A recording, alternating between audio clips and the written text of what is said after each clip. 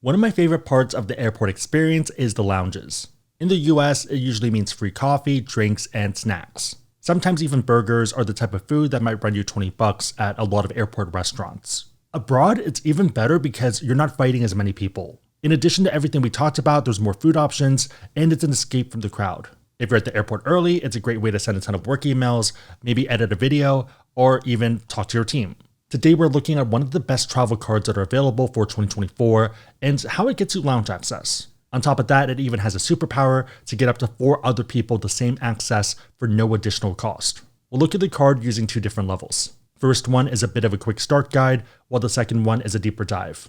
Big favor, give this a thumbs up to feed the algorithm, and if you are someone that's new, consider subscribing. Starting with the basics, let's talk about the card, the Capital One Venture X. In a landscape of a lot of cards and a lot of options and systems, I like the simplicity. So it's a pretty good earner and it's a good one and done option. You get 10x back on car rentals and hotels through Capital One Travel, 5x on flights through Capital One Travel, and then 2x on everything else.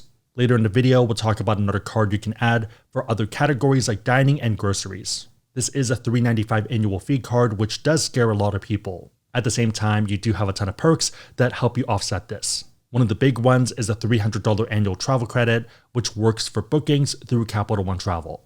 Imagine if someone gave you $300 to use on their Expedia-like portal. You get this every single year of having the card, so in year 1 when you first get it, year 2, year 3, and onwards. $395 minus $300 knocks it down to $95. On top of that, you get 10,000 anniversary miles, which are worth at least $100 towards travel. This is after a first anniversary, so having the card for a year, and then every subsequent anniversary, year 2, 3, 4, onwards.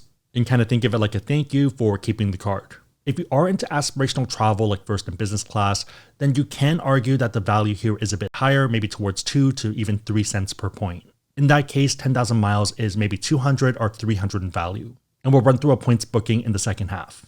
For most people, if you take at least 1 trip a year, then the miles and the travel credit should cover that annual fee. You're paying $395 in cash and you're getting at least $400 back in travel. In my head, that's the ice cream, and the other perks are the sprinkles, fudge, and cherry on top. One of the sprinkles is a $100 global entry or TSA pre-check credit every 4 years.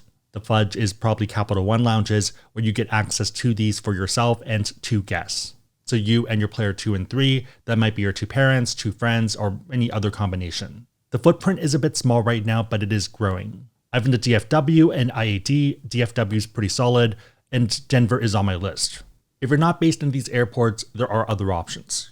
One pretty solid one is Plaza Premium, which is one of the better lounge groups. Another option is Priority Pass. For each of these, it's access for yourself and 2 additional guests, with the exception of Priority Pass. For that one, they don't limit you to 2 guests, it's unlimited. You can bring 5 people, 10 people, and as long as the lounge has enough room, they can technically let you in. And this is something that's been confirmed by the Capital One team, and one of the reasons why it's a pretty competitive card. That's one of the superpowers. There's another one that makes it S tier in my book. You can add up to 4 authorized users to the Venture X for no additional charge. They don't get the credits, they don't get the anniversary points, but they do get the lounge perks. If they're by themselves, they can go to the Capital One lounge and bring 2 of their friends. They also get their own Priority Pass cards. So in theory, your one card can be getting a lot of people into lounges. And to be fair, you do need to trust them enough, but it might make sense for your parents, siblings, or if you have kids in college. Obviously, it depends on your relationship, but if you were giving them an emergency card anyways, it might as well have lounge access. Main takeaway, you're paying $395 to get 400 in travel credits to effectively cover the fee, and then everything else is value on top. This is a great way to get value from lounges and to test lounges to see if you like them. Given everything, this is one of the best, if not the best card of 2024.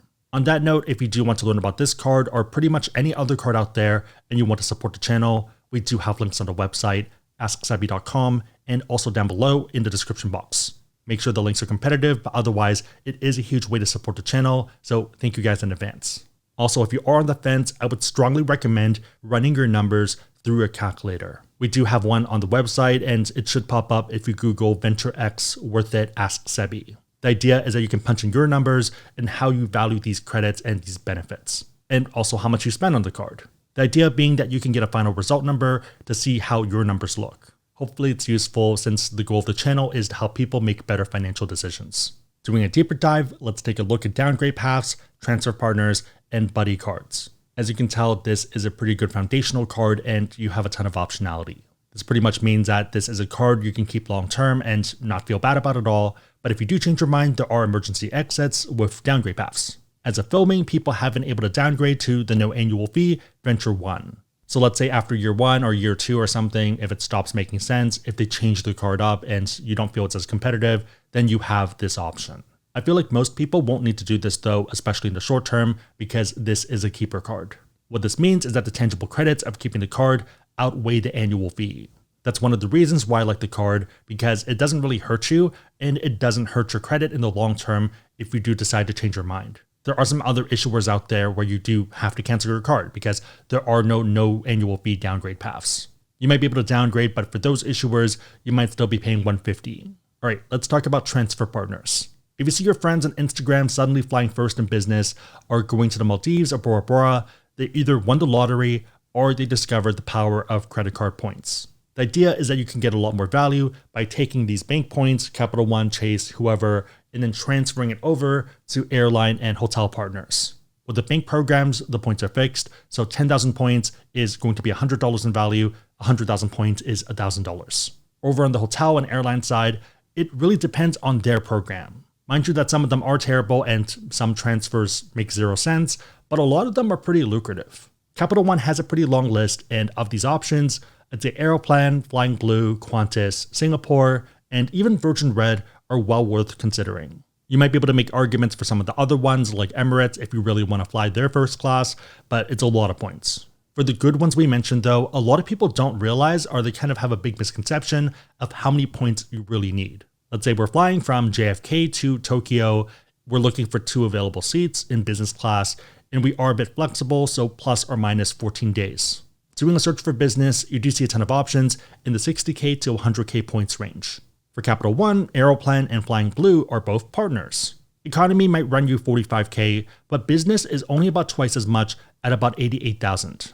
Obviously depends on you, but for a lot of people, they would happily trade 2 economy flights for 1 business flight. If you're a new grad, probably not the case, but if you are making good money, business class is still kind of out of reach, but economy becomes pretty reasonable. So about 88,000 points and $100 in fees for business class. Your mileage may vary, but this feels pretty reasonable. At the same time, if you booked through the Capital One travel portal, that's only $875 in value. If you want to pay cash for the same flight, it might be $10,000. And again, this is something that was available 5 hours ago as of filming, so this is showing up on my end. If you're flexible and you're comfortable with either last minute or planning out a year in advance, then it's pretty easy.